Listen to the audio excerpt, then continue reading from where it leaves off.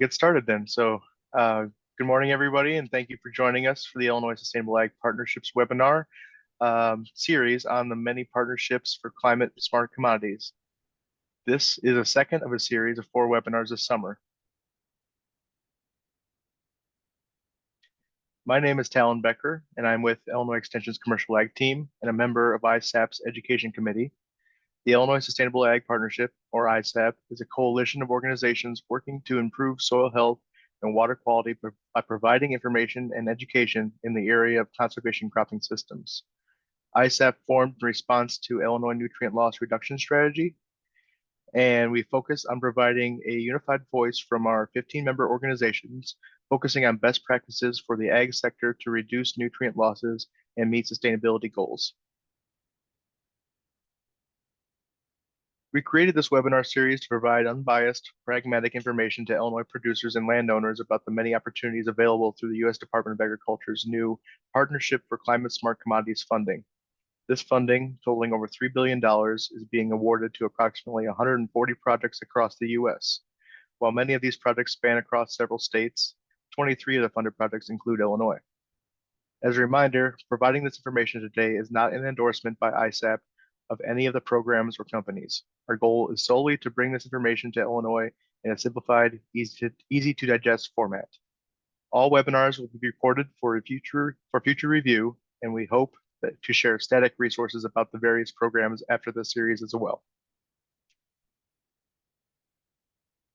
So let's dive in. For today's discussion, we'll be hearing about 2 programs in particular: the Climate Smart Agriculture Innovative Finance Initiative, administered by Field to Market, and Farmers for Soil Health Climate Smart Commodities Program or Partnership, administered by Precision Conservation Management. They will each have time to share information about their offerings and respond to audience questions. Also, we have asked each of our programs, these programs, to provide a breakdown of incentives available to a hypothetical farm in McLean County, Illinois. Our hope is this scenario walkthrough will provide a better understanding of how incentives vary across programs. So as you can see on the slide here, this is a 1,000-acre farm that with about half of it being rented, 500 acres being rented, and 500 acres being owned. Since 2008, beginning in 2008, they used 2 tillage passes ahead of corn, and there were no tilling in soybeans. And then starting in 2021, they began experimenting with cover crops on just 80 acres. And for the future, now they're planning to increase that cover crop acreage by 420 acres by adding cereal rye ahead of soybeans on the owned land in 2024. Then in 2025, they will be adding 1,000 acres of strip till corn, plus reducing their N by 10%. So that'd be both on the rented and owned land. And then in 2026, putting cereal rye ahead of beans on the rented land as well, so another 500 acres of cover crops.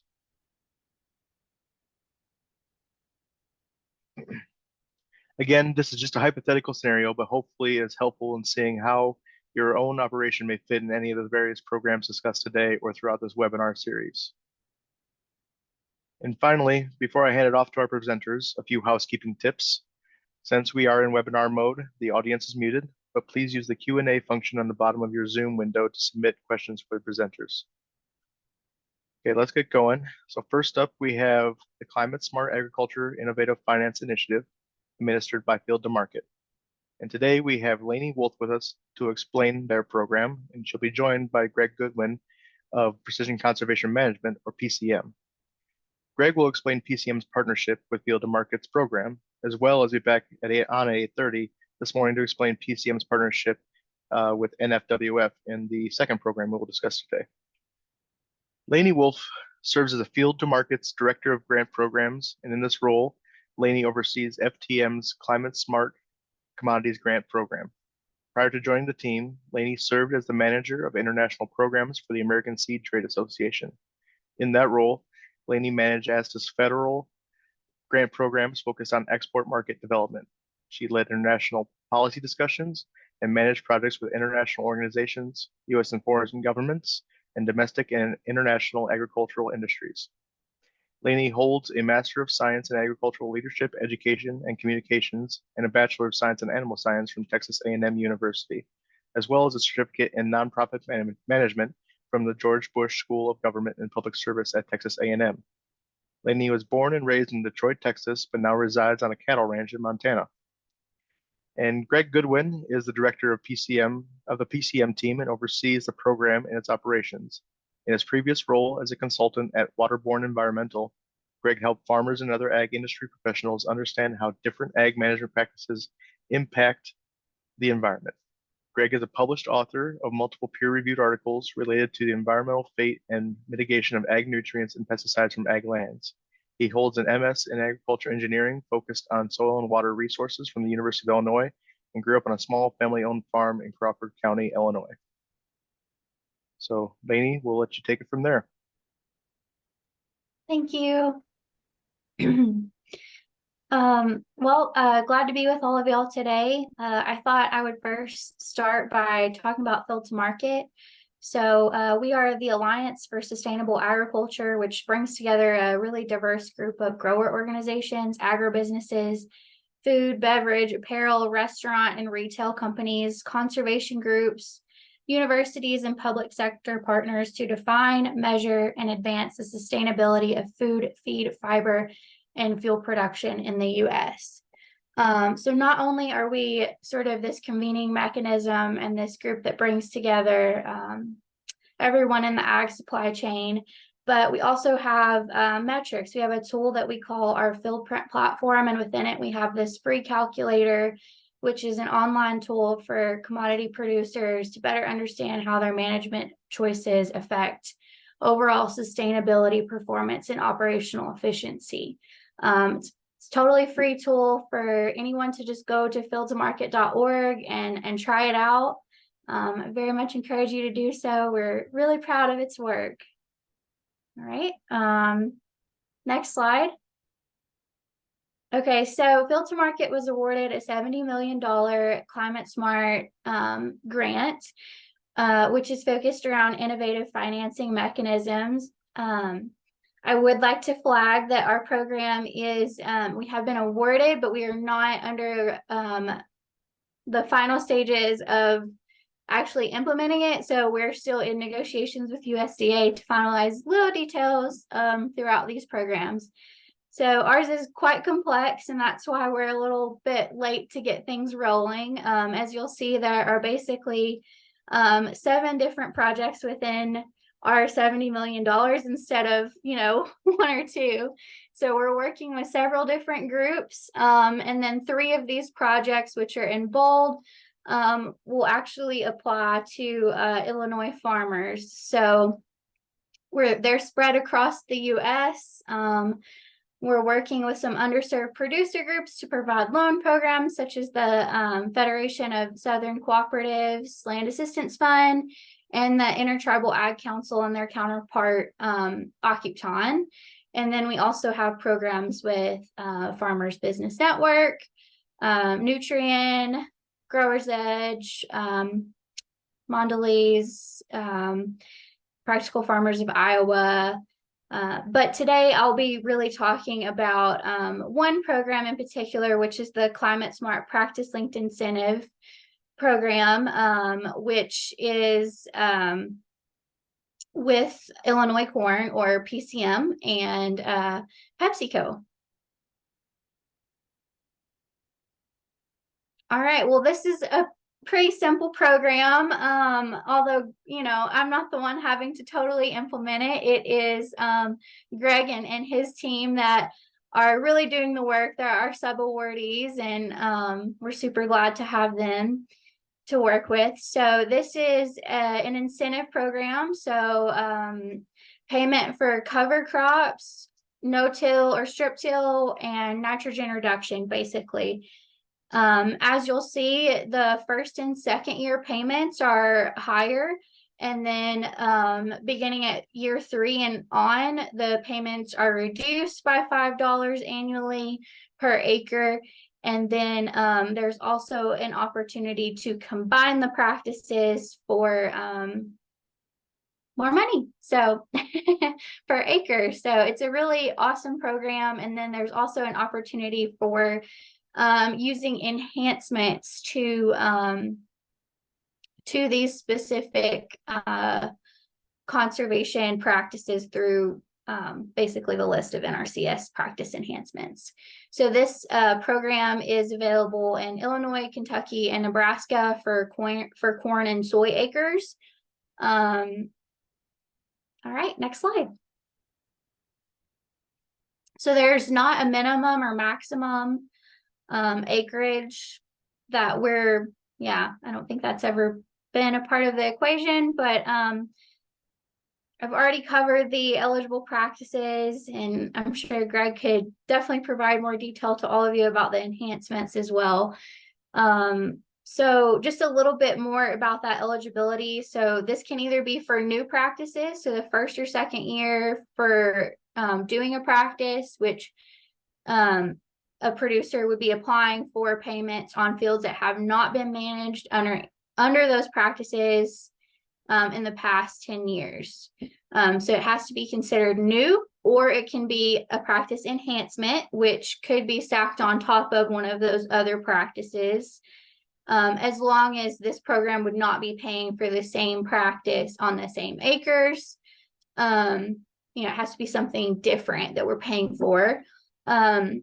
So this would just be an enhancement. And then finally, it can be an existing practice payment, year 3 and on, not year 1 or year 2, which the payments can be applied for on those acres. So thank you. Okay, so I guess the way PCM has things set up is that there is an initial sign-up payment, a $500 payment for providing the previous 2 years of data management that you receive once you sign up, and another $250 payment after a year into the program on top of their annual per acre payment, which of course is subject to adherence to the terms and conditions, making sure that you do in fact follow those practices, and are reporting those data points to PCM and therefore onto us at Field to Market to report to USDA for using their grant funds. So the payments will be issued in early summer for previously fall planted cover crops, and other practices are paid for in spring the following year. Again, it's all going to be dependent on the number of acres enrolled and the practices utilized, depending on whether you're using maybe just one of those or a combination. Okay. All right. So there's not a specified contract length. I'm sure that's something you have to talk to PCM specialists about, but there are data requirements. So USDA has provided a pretty detailed spreadsheet already of everything that we have to report. So a few examples that we will be reporting quarterly, and probably the producer would mostly look at this as like once or twice a year data reporting into PCM that would then come to me. So a few examples would be, you're looking at your track number, your acres, just basic info, background info, the practices used, and then we'll be able to use our tools to calculate GHG benefits by inputting those practices and acres and stuff together. So for enrolling, PCM has a great team that are really going to be there to help all of the producers and provide agronomic and technical assistance. You'll have access to their team. You'll have opportunities for events, trainings, farmer to farmer networking, kind of peer events to discuss the programs and your operations, and then just different field days. So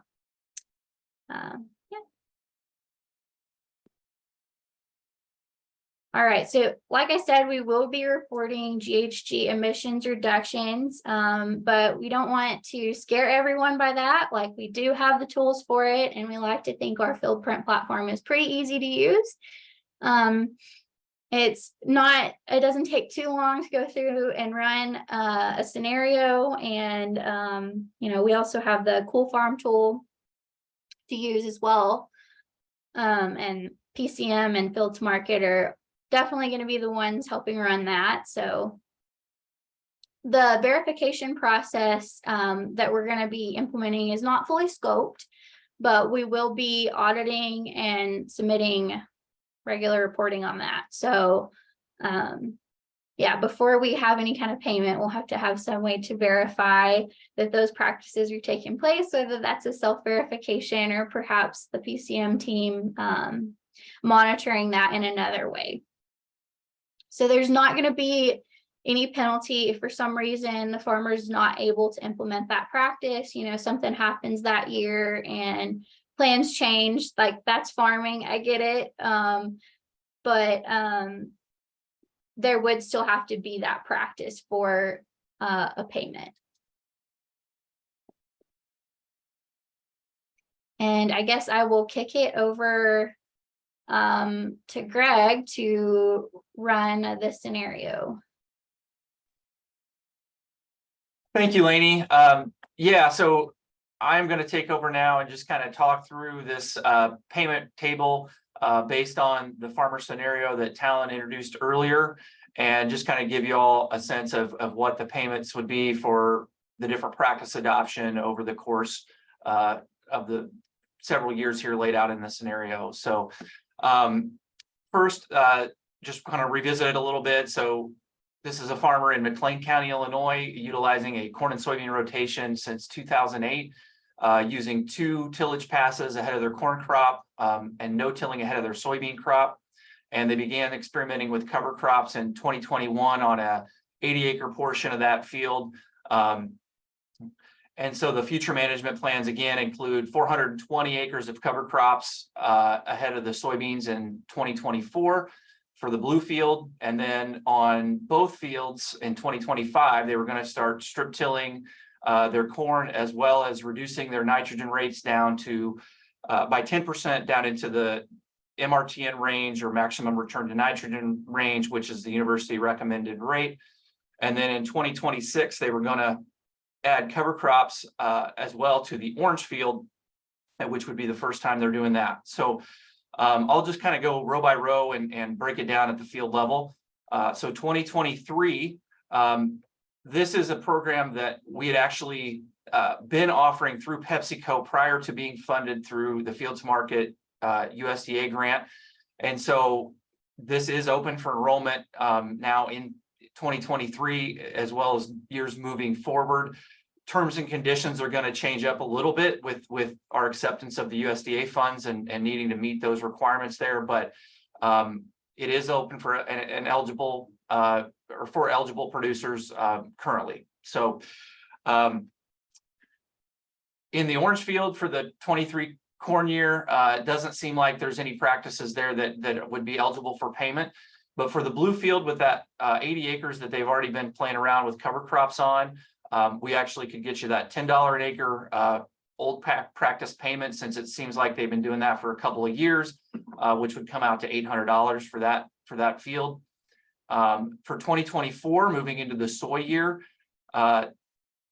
again, no major practice changes that would be eligible on the orange field, but for the blue field, cover crops.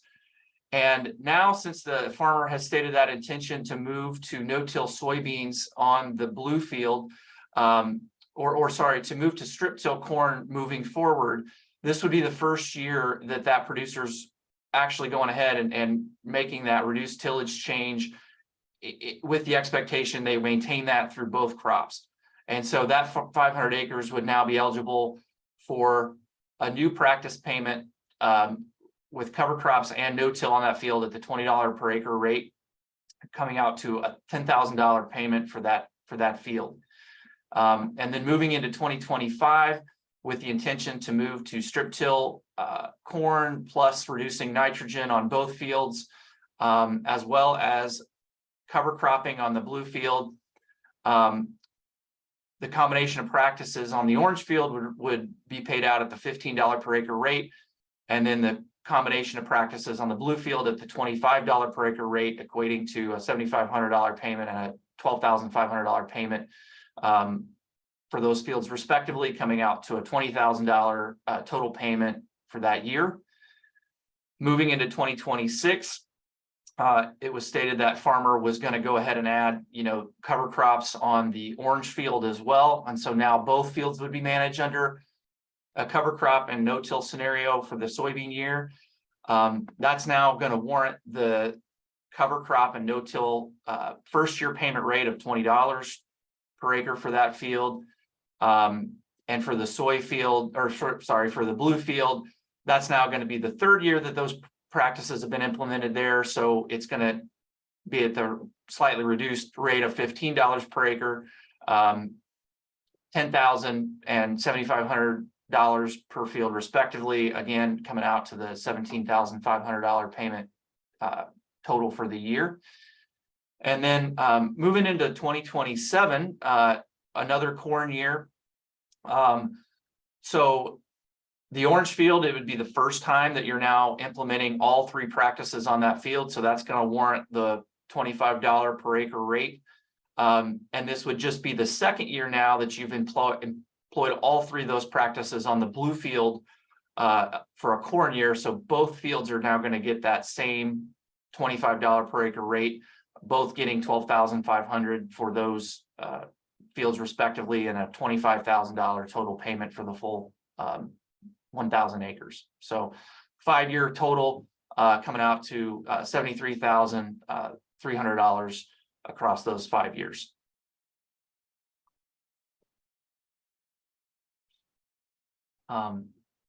Yeah, I think that's our last slide for this program. So yeah, thank you all for listening to that, and happy to answer any questions or kick it back to Lainey to answer questions. And I'm happy to speak to the next program. Thanks, Greg, and thanks, Lainey. This is Megan Baskerville. Like Talon, I'm also a member of the Illinois Sustainable Ag Partnership, and I'll be guiding us through this Q&A. So just a reminder to the audience too, you can submit questions through the Q&A on the bottom of your Zoom screen.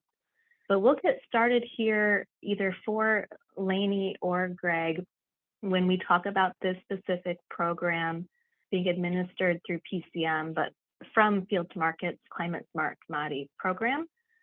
Is the geography then in Illinois to participate still open to all Illinois producers, or that PCM geography that we know well?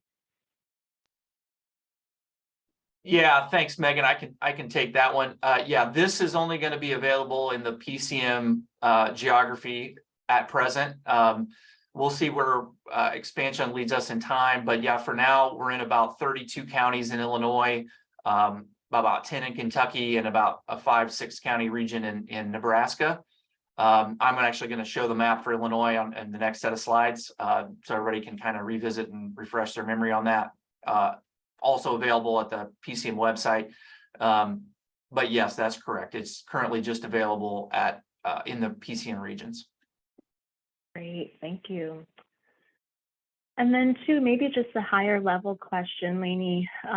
You mentioned with Field to Market, it is a member-based organization. Will the Field to Market members be purchasing or claiming the carbon credits from these programs? No, so this is for us to report back to USDA, since they're providing the sponsorship of this, and then also for the matching partner, which is PepsiCo. So the funds are twofold from this project, partly from the grant money from USDA, and then PepsiCo. So okay, so how that works. Doesn't go to Field to Market only. Yes, right. Okay, so great. So it's both funding from USDA and PepsiCo that ladder up to be those dollar amounts per acre that Greg walked us through. Yes. This the funding that is received includes not only support for technical assistance to PCM's team to implement these programs, but also Yeah, for the per acre payments. So USDA and PepsiCo will be claiming those benefits. Okay. We do have one question in the Q&A from Fawn Palmer. They're asking if there are pollinator, forage edge areas or other non-crop acreages included in this program. Yeah, I can take that. I think I see Lainey shaking her head as well. No, currently this is only a production ag row crop program for corn and soybean acres. So yeah, no edge of field type stuff at this point in time. Yep, and that just kind of points to the diversity of all the many programs that USDA funded through this. There might be other partnership for climate smart commodity programs that would address those areas too. So we'll keep going. We'll probably have time for one more question. I'll check the Q&A one more time, or else I think we've got some as well.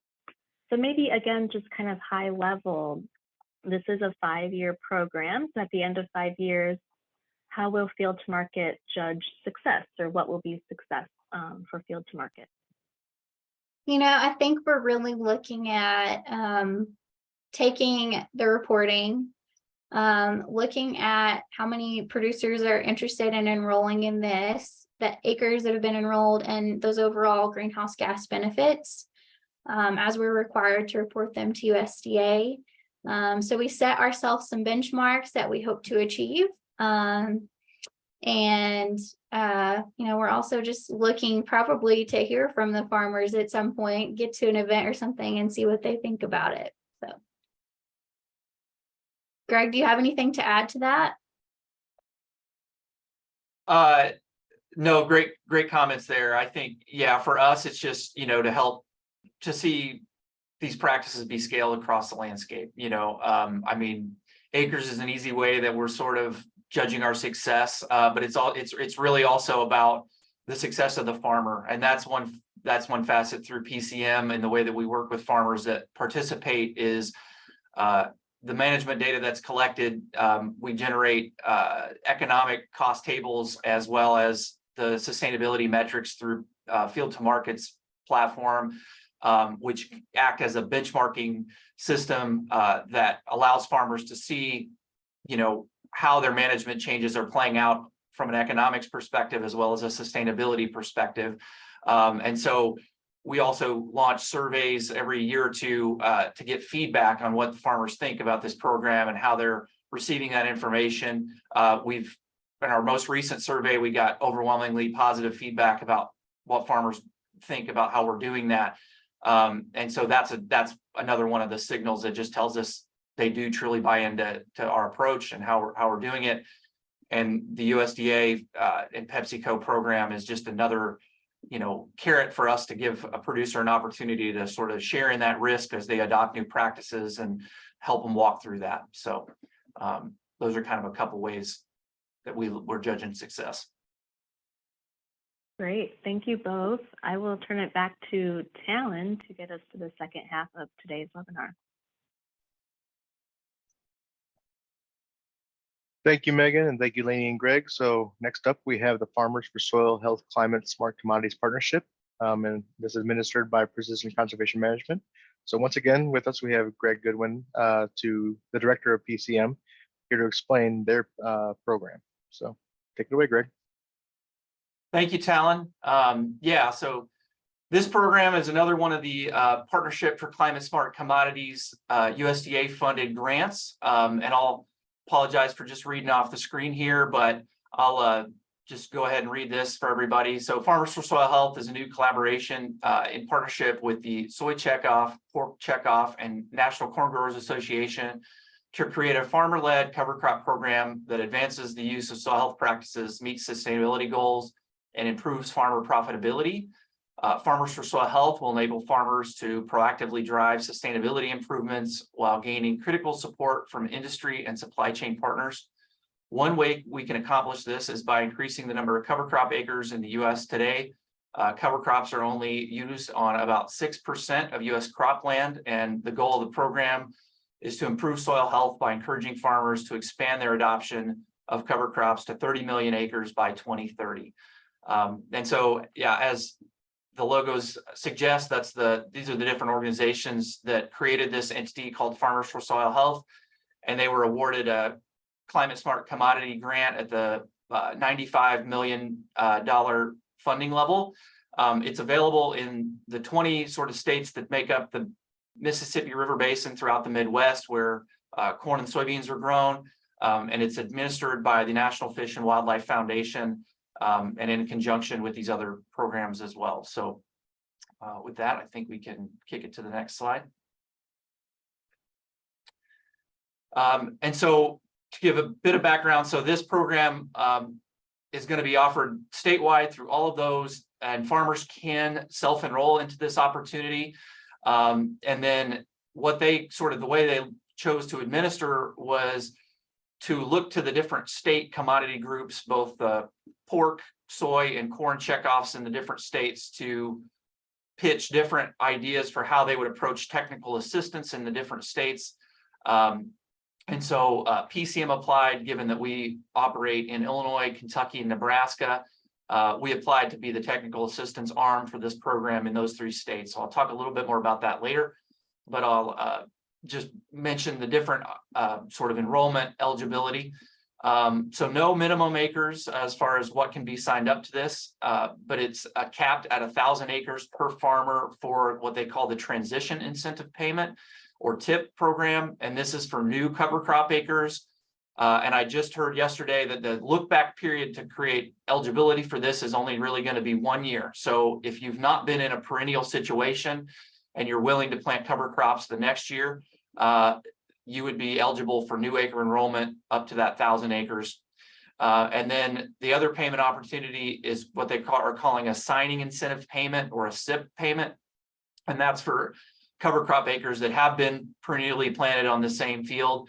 And again, no minimum there, but a 600 acre maximum sign up per farmer for that.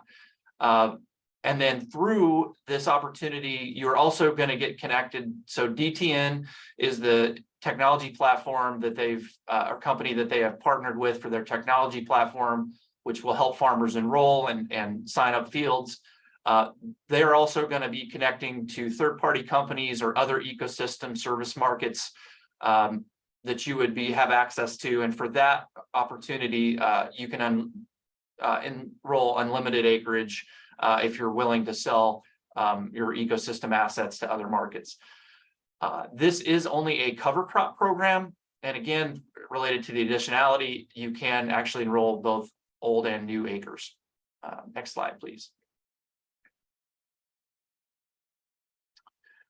So money matters, we would agree. And so payment schedule here, precise timing is to be determined. Similar to Field to Markets grant, Farmers for Soil Health is still trying to figure out exactly how the payment timing is going to work. The current projection there is spring or early summer of the year following a fall planted cover crop. These payments will be issued directly through National Fish and Wildlife Foundation. So that will not actually come through PCM or Illinois Corn. And the prices to be paid to farmers related to the new acre enrollment, it's a 3-year progression. So the program is a 3-year consecutive cover cropping program, which pays $25 per acre for the first year, $15 per acre for the second year, and $10 per acre for the third year. And for the signing incentive payment, or SIP payment, for old acres, it's going to be a 1-year payment of $2 per acre with access to the third-party ecosystem marketplace. Stackability for this program. So it is a cover crop program, as I mentioned, coming all from federal dollars. So there is no current ecosystem market claim or greenhouse gas or carbon claim being made for those acres. So you can stack this with other private programs that would be claiming that asset. And I'll go through a scenario at the end where we walk through that. Next slide, please. So contracting info, I mentioned, yeah, it's a 3-year contract. but with an option to opt out. So if at any point, if you've gone through a good faith attempt to plant your cover crop, or you did plant a cover crop for the first year, receive the payment, but for whatever reason you decide you can't continue, you can opt out with no penalty. But there will be verification just to make sure that you did indeed make a good faith attempt and that you did try. Data requirements are essentially some of the similar data that was requested or will be requested through the Field to Market grant as well. So essentially management data, including your tillage practice on that field, the crop you're planting, planting and harvesting timing, things very basic to your operation. Enrollment assistance, yes, full enrollment assistance will be provided through PCM in PCM regions, and we will assist farmers in other regions. Again, I mentioned that this is open to the entire state and all those states mentioned in the first slide there, but we won't probably have it quite as personal of a touch for those farmers falling outside those PCM regions, but we will definitely try to help connect you to resources and potentially other technical assistance type folks in the region that you may be in. And same goes for the agronomic and technical assistance piece. We'll be happy to help you and answer questions and connect you to resources and material. All the same things Lainey mentioned with respect to the Field to Market grant, farmer field days, peer-to-peer learning opportunities, as well as our custom PCM program and approach there. And again, a little lighter touch in areas that are outside our PCM regions, but we'll do our best to try to connect you to qualified folks in those other parts of the state. And so the enrollment is also through PCM. So if you're working with us already through PCM or sign up to work with us through PCM for this program, you do only have to provide your data once. We will take that information and help you enroll, or you can self-enroll through DTN's web portal as well. And next slide, please. So here, just wanted to kind of refresh everybody on where exactly we are with respect to PCM and where we're operating within the state. And this kind of gives you a brief insight into who you would be working with as well if you're in one of the PCM counties. I know this is a recorded webinar, and this information is also available on our website. So please do reach out to check. And note too that we're working with some of the counties that are on the fringe of some of these areas. So our map may not be entirely perfect with respect to the counties that we're in. Some of our folks are ambitious and willing to work in a few more counties than what's strictly listed here. So please do reach out, and we'll do our best to either connect you one-on-one with our specialist or someone that can help you as a technical resource. Next slide, please. So yeah, some of the technical info related to this opportunity. So does this program claim the farmer's carbon asset? So it by itself, no. But again, it does open the opportunity for you to be connected to other programs that would pay you for those assets. And through PCM, both through the Field to Market opportunity and our program with PepsiCo, we are essentially running an ecosystem market with them. So I'll walk through again a scenario at the end that talks about that. But that this program in and of itself is not claiming that asset. How we're calculating the outcomes. So kind of mentioned the management data up front that will be used to report back to USDA what the GHG benefits of these practices are. But if you purely participate in this program, there is, again, no asset that's being generated and claimed by anyone else. Verification process. So this will be a combination of self-reporting by the farmer in terms of what those management decisions are, as well as verification through satellite imagery that will be handled by DTN. And then a subset of fields will be subject to a bit more rigorous field checks, folks going out, taking photos or doing stand counts, things of that nature. And a even smaller subset will actually be subject to soil sampling to help verify what these practices are doing in the field. And so penalties if a farmer is unable to implement the practice. So in speaking with their staff, it sounds like if that's, say, the case in the first year, probably what they're going to do is just push back the 3-year program or payment schedule 1 year. So now the second year you've been a part of it, you now get the first year payment and et cetera, et cetera. Or if that were to happen in years 2 or 3, it would sort of be handled on a case-by-case basis, but payment is still going to be made if you made a good faith effort, you purchased your seed, you were set up to get it applied, and for what other reason it didn't happen, or you did everything you could have done on your end and it didn't, germinate or something like that, you're still going to receive payment through this program. It's very much meant to be a farmer-centric program, and so again, they're going to try to work with everybody on a case-by-case basis. Next slide, please. So now going to the kitchen table calculation, kind of walking through similar to how I walked through the payment schedule for the field to market program. Going to do the same thing here for this opportunity. Again, note that it is purely a cover crop opportunity, so only going to get paid for the cover crop piece of the scenario that was laid out. So we'll go back and talk about it on a field by field basis by year. So in that 2023 crop year, the only payment that's going to get made is for that 80 acres this farmer had been playing around with that was a part of the blue field. And through this opportunity by itself, that is just going to be the $2 per acre payment coming out to that $160 payment for that year.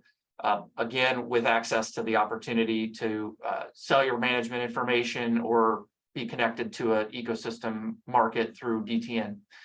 And then for the 24 crop year, that's now going to be a soybean year, and this producer opted to plant new cover crops on that additional 420 acres that makes up that 500 acre field. That's now going to start the 3-year progression. So that 420 acres is going to get paid out at that $25 per acre payment rate, equating to a $10,000 $500 payment for that field and the total for that year. Moving into the 25 crop year, it's going to be that same 420 acres. It's going to be eligible for a payment, but now at the second year payment rate of $15 per acre, equating to a $6,300 payment. 2026, that producer now chose to enroll the orange field, all 500 acres at the $25 per acre payment rate, equating to a $12,500 payment for that field. And then now they're in the third year for the 420 acres, equating to a $10 per acre rate and a $4,200 acre payment for that field, equating to the $16,700 payment in total. And then for the 2027 year, the 500 acres is now eligible for the second year payment rate of $15 per acre, equating to $7,500 for that field. And you've now aged out of the payments for the blue field. And so $7,500 is the only payment you'd receive there. For the 2028 crop year, you would get the payment for the orange field for the third year. So that would be the $10 per acre payment. One thing to note here is, at present, the way this program is funded through this grant, there are only going to be 2 enrollment periods. For the sake of gaming this out for this scenario, I did go ahead and include that the farmer could sign up for the orange field in the 2026 crop year. But at present, it's looking like there's only going to be probably 2 years of enrollment funded through this program, with the likely option or projection that they're going to get a 1-year no cost extension for this grant opportunity. Let's say, since we're already, kind of close to farmers needing to make this decision for the 23 cropping season, it's likely the 24 and 25 crop years are going to be open for enrollment. So that would be like fall planted covers 2 and 25 moving into the 26 crop year. But assuming it goes well, and it's likely going to, we'll find other funding sources and be able to get this program extended.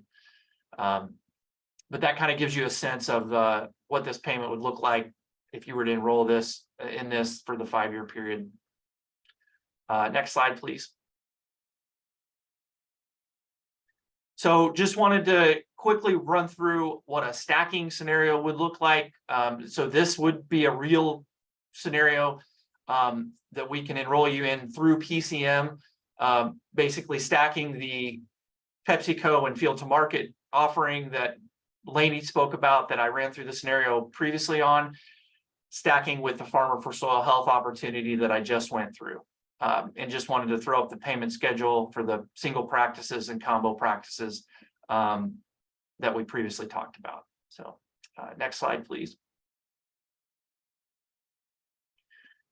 So a little busier of a table here, but we'll kind of do the same thing and just walk field by field and help you understand how we justify these payments. So again, this is the Farmer for Soil Health opportunity, making no claim on your carbon asset. And now that is being paired with the field to market and PepsiCo opportunity, in which case PepsiCo is making a claim on that asset. So this would now mean that you could not stack this with any other opportunities, because you've now paired a source of private funding with a source of federal funding. And do want to note here that this is actually important. So Lainey mentioned that you can't layer payments from the same funding source for the same practice on the same acre, and that is true. But what allows us to sort of make these two opportunities purely additive is that, again, we had this program offered by PepsiCo prior to being co-funded by USDA. So a portion of the funds are purely private, a portion of the sort of enhancements or those no-till and MRTN payments are coming from the USDA. And then now cover crop payments are also coming from USDA through Farmers for Soil Health. So this is how it would look to the farmer, and then we would handle the reporting and all of that part on our end to help the farmers sort of get the best bang for their buck if they're willing to do these practices. And so can just kind of walk through this quickly, but yeah, the first year for 2023, again, only eligible for the 80 acres, but now we're stacking the $10 offering through the field to market or PepsiCo program in combination with the $2 per acre payment through Farmers for Soil Health, equating to a $960 payment for that 80 acres. And 24, now adding the additional 420 acres and now making that entire field cover cropped, and again, making them eligible for the no-till payment as well, given that would now be the first year in a no-till / strip till practice combination. You'd now be eligible for $45, so $25 coming from Farmers for Soil Health, and $20 coming from the PepsiCo program. Moving into 2025, Orange Field, all 500 acres are now going to strip till and the reduced nitrogen rate, eligible for $15 per acre payment through the field to market opportunity. And now you've got the combination of programs paying you out for the 500 acres on the blue field, both for cover crop, strip till, and reducing your nitrogen. Moving into 2026, both fields now under a cover cropping and no-till scenario. The orange field now cover cropped for the first time, so that's why you see that higher payment rate really jump up there.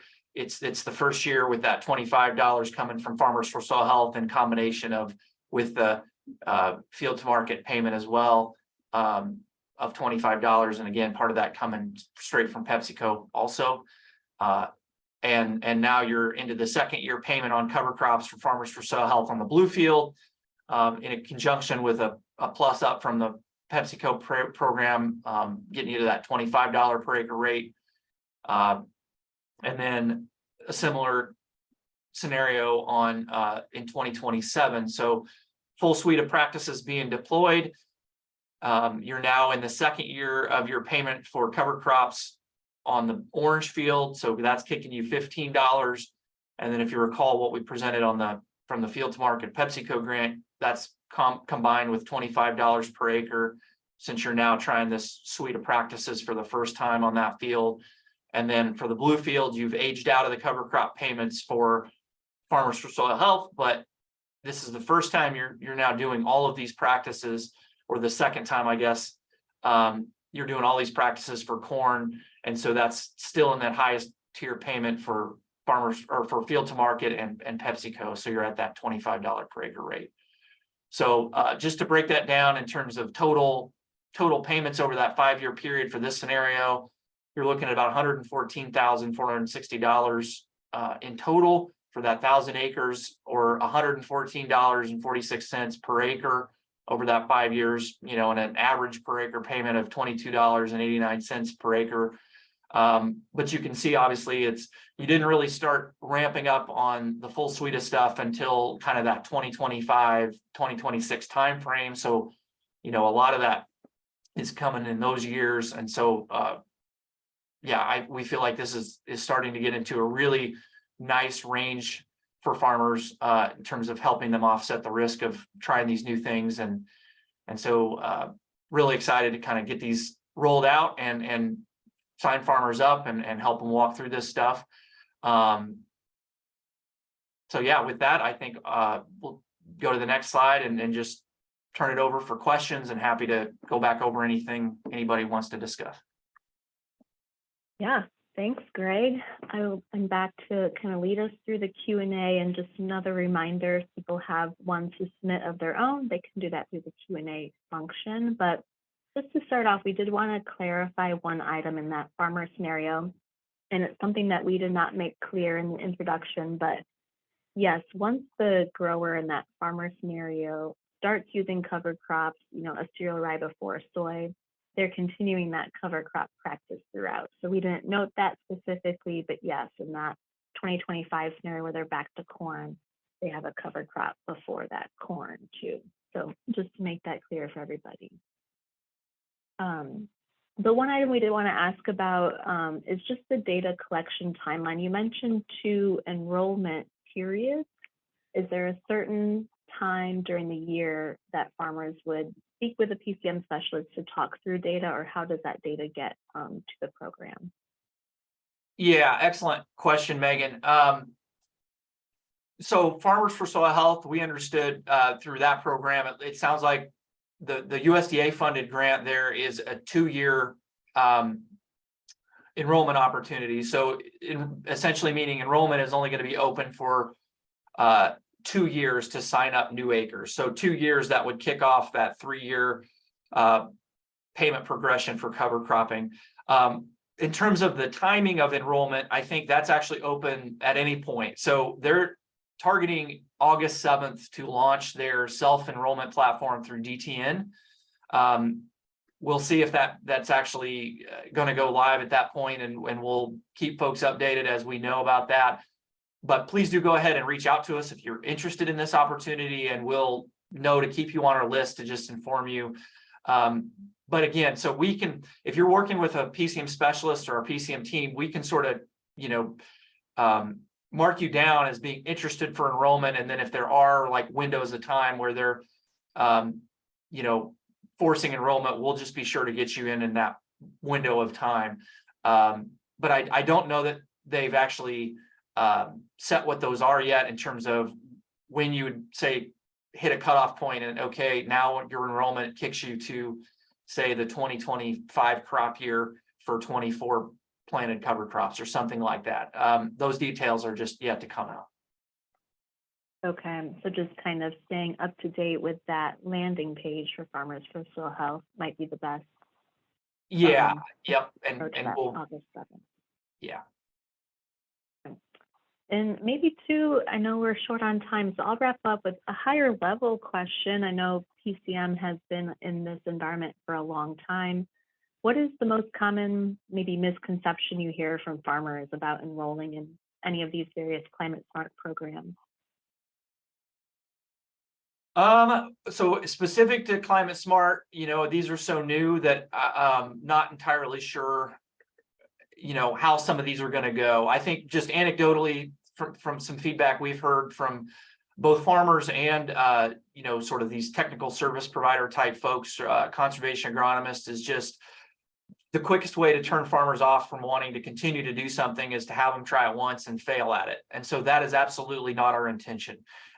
We are just trying to make available the funding opportunities that have come available and to provide the best level of technical assistance we can to help farmers be successful as they try these things. That's also the whole point of our PCM program, is to really shed light on the economics of it so that you go into it eyes wide open and, you know, totally understand that in those early years of making a transition to soil health practices that, you know, there is a high likelihood you're going to have a little bit of a yield hit in those early years.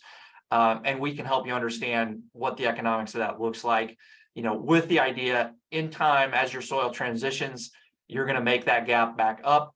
And farmers that we talk to that have been doing this for years and years, you know, have seemed to have fully realized that and are very comfortable with the ROI from these practices in the long term.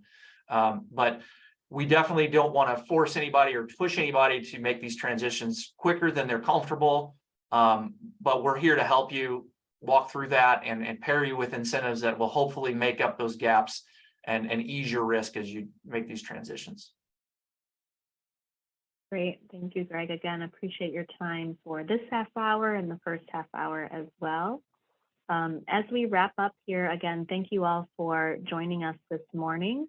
This recording will be available a few days after today up on our YouTube page, and we will send out an email to all participants and registered participants with resources and links after this presentation. We're just halfway through our webinar series for this summer. So coming up next on August 11th, same time on this Friday, we will hear from two more programs. We'll hear from Expanding Agroforestry Production and Markets, but from the Nature Conservancy. And then we'll have Lainey Wolf back to tell us about another sub-program of Field to Markets grant of the Climate Smart Ag Innovation Finance Initiative. So again, thank you all for joining, and thank you, Lainey and Greg, for presenting to us today. Everyone have a good day. Thank you all. Thanks.